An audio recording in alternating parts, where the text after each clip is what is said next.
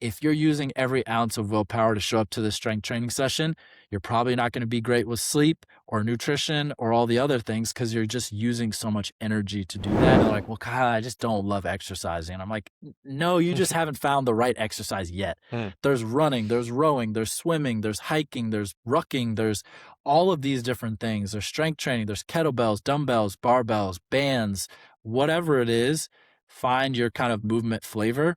And I think with people, and if you've been coaching for a while, you know the tools and the levers to pull to say, okay, maybe this person doesn't like running because they've had, X injuries before. So maybe we go towards something less load bearing, or maybe this person has been scared of traditional strength training. So I'm not going to bring them into a gym with meatheads around. Maybe they train at home to start. Again, you just have to kind of know these things as a coach. But for me, it's always about how can I dangle a little carrot out in front of something new, something that challenges myself, not just physically, but intellectually. And again, it does not have to be something grand like a marathon or whatever. It can be, hey, I'm going to test myself and see how fast I can run a mile. Or, hey, I'm going to test myself and see how long I can hold a plank or whatever. And you train for these things and then you do it. And it gives you something to look forward to.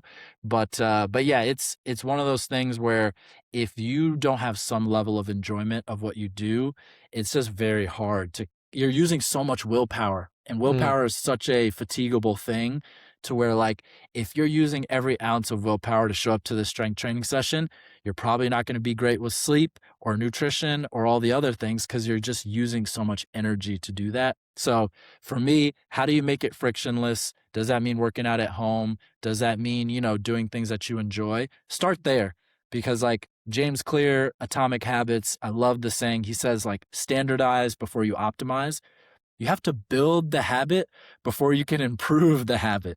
People want to jump straight to, like, what's the best thing I can be doing right now? And it's like, all right, go to the gym 4 times a week, do cardio for 3 hours, and I'm going to do 6 stretches a week. And it's like, whoa, whoa, whoa. Like, are you actually going to be able to do that? Why don't you start with, like, I'm going to go to the gym twice a week. I'm going to do that. Again, standardize before you optimize so that you can actually improve this habit in a way that's sustainable. So anyway, it's enjoyment goes to the top of the list. Definitely want to find things that are give you the variety, but also help you build the foundations. And the goal is not to win the game. The goal is to continue playing the game. And that is what all of health is about. On that as well, right? So when I say, like, what are you working on when it comes to health and fitness, but thinking about longevity. So for your body, your mind, your overall health and wellness, like, what are you working on now that's going to benefit you in 50, 80, depending on how long we live for? If you enjoyed that clip, then I know you're going to love the full episode. You can check that out right here. Click there, go watch the full episode. Also, if you are enjoying this content, enjoying the podcast, I'll ask you to do one thing. Interact with this episode. Like, positive comment, subscribe if you're not already.